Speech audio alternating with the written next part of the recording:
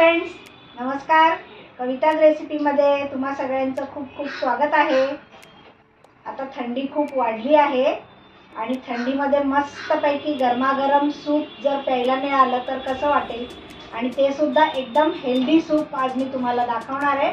तर शतावरी सूप कसं बनवायचं ते आपण बघणार आहोत.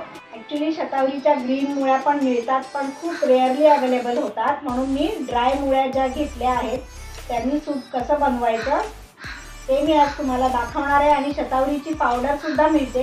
कुठल्याही फॉर्ममध्ये तुम्ही जर शतावरी यूज केली तर ती अत्यंत हेल्थ बेनिफिट असलेली, म्हणजे खूप मेडिसिनल प्रॉपर्टीज असलेली अशी शतावरी ही फारच उपयुक्त आहे. आणि आपल्या वीकेंड डाएटमध्ये किंवा तुम्ही डेली रूटीन डाएटमध्ये सुद्धा तुम्ही शतावरीला इन्क्लूड करू शकता. आणि याचे हेल्थ बेनिफिट मी तुम्हाला डिस्क्रिप्शन बॉक्समध्ये देणारच आहे, तर नक्की तुम्ही डिस्क्रिप्शन बॉक्स चेक करा. आणि हे सूप पटकन बनणारं आहे आणि हेल्दी आहे. आणि आजचा जर माझा हा व्हिडिओ तुम्हाला आवडला आणि तुम्ही जर माझ्या चॅनलवर नवीनच असाल आणि ही पहिलीच रेसिपी बघत असाल आणि जर तुम्ही अजून सबस्क्राईब केलं नसेल तर पटकन सबस्क्राईब करा, लाईक करा, शेअर करा आणि कमेंट करायला विसरू नका. आणि अशाच नवीन नवीन हेल्दी रेसिपीजसाठी कविताज रेसिपीला कनेक्टेड राहा. तर चला, आता फार वेळ न घालवता आपण पटकन सुरू करूया. तर शतावरीचं सूप करण्या अगोदर आपण व्हेजिटेबल स्टॉक करून घेणार आहोत. व्हेजिटेबल स्टॉक म्हणजे काय आहे, 5 कप मी इथे पाणी घालते आणि त्याच्यात घरामध्ये आपल्या ज्या भाज्या अवेलेबल असतील त्या घालायच्या. आता इथे बघा, या शतावरीच्या मुळ्या आहेत, सुकलेल्या आहेत या, आणि याचे तुकडे करून घ्यायचे. आणि इथे आता पाण्याला उकळी आलेली आहे. आपण आता एक एक सगळ्या भाज्या घालूया याच्यामध्ये.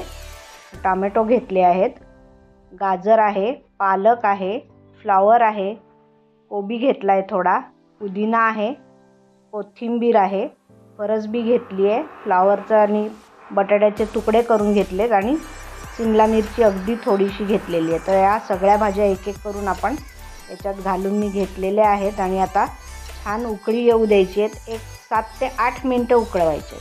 ते शतावरीचं सूप बनवायला एक टोमॅटो बारीक चिरून घेतला आहे, शतावरीच्या मुळ्या आहेत, कांदा आहे बारीक चिरून घेतला आहे, काळं मिरी पूड आहे, आणि गाजर किसून घेतलं आहे, आणि आलं अगदी छोटंसं किसून घेतलेलं आहे, आणि 2 टेबलस्पून लोणी.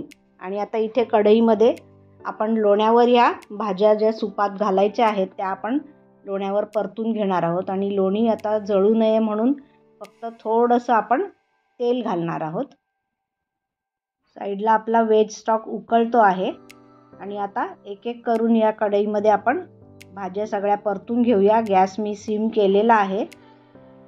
सगळ्यात आधी कांदा घालते, त्यानंतर शतावरीच्या मुळ्या घालायच्या. कांदा आधी एक 30 सेकंद आपल्याला परतून घ्यायचा आहे, त्याचा वास फक्त गेला पाहिजे. गाजर घातलेला आहे आणि टोमॅटो घालायचे. आणि शतावरीच्या मुळ्या ना पूर्ण शिजल्या की मी त्याचे कात्रीने कट करून घेणार आहेत, छोटे छोटे तुकडे करून, कारण आता या खूप कडक आहेत. तर कात्रीला आपली धार जाईल इतक्या कडक आहेत, त्या कापल्या जात नाही आहेत. त्यामुळे मी अशाच आता आधी शिजवून घेणार आहे आणि त्यानंतर मग कट करून घेणार. आणि आता आपण काय करूया, हा व्हेजिटेबल स्टॉक आपला रेडी झालेला आहे, तर आपण स्ट्रेन करून घेऊया. आणि हा स्टॉक आता 5 कप पाणी ठेवलं होतं, तर 3 कप होईपर्यंत हा उकळवलेला आहे. हा बघा रेडी झाला आहे आपला व्हेजिटेबल स्टॉक.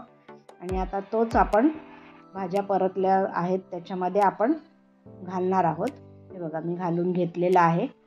आणि छान आता अगदी मऊ शिजेपर्यंत उकळून घ्यायचं आहे आपल्याला. सगळं छान व्यवस्थित त्याचा एक्स्ट्रॅक्ट उतरला पाहिजे सुपामध्ये आपल्या.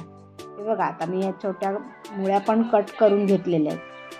हे जे शतावरीचं सूप आहे ना, ते अतिशय पौष्टिक आहे आणि गुणकारी आहे.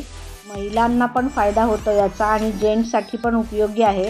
हेल्थ बेनिफिट्स मी तुम्हाला सांगणारच आहेत. आणि अत्यंत गुणकारी असं हे सूप तुम्ही थंडीमध्ये किंवा अधूनमधून कधीही तुम्ही करून घेऊ शकता.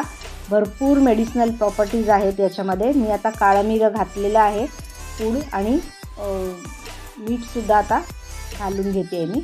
आणि 1 चमचा चवीला साखर, कारण की आपण टोमॅटो घातलं आहे त्याच्यामुळे आपली चव बॅलन्स करण्यासाठी म्हणून. आणि आता पूर्ण आपल्या भाज्या सगळ्या शिजलेल्या आहेत आणि आपलं सूप रेडी झालेलं आहे आणि या गॅस बंद केल्यानंतर या स्टेजला आपण 1-2 टीस्पून लिंबाचा रस घातलेला आहे. सर्विंग बाउलमध्ये मी काढून घेतलेलं आहे. तुम्हाला सर्दी खोकल्यावर पण हे अतिशय गुणकारी सूप आहे. खोकल्यामुळे जर घसा चोकअप झाला असेल तर मोकळा होतो लगेच. तर या थंडीमध्ये तुम्ही हे सूप नक्की ट्राय करून बघा आणि तुमचं सूप कसं झालं ते कमेंट बॉक्समध्ये कळवायला विसरू नका. आणि आजचा माझा हा व्हिडिओ जर तुम्हाला आवडला असेल तर लाईक, शेअर आणि सबस्क्राईब जरूर करा. बाय.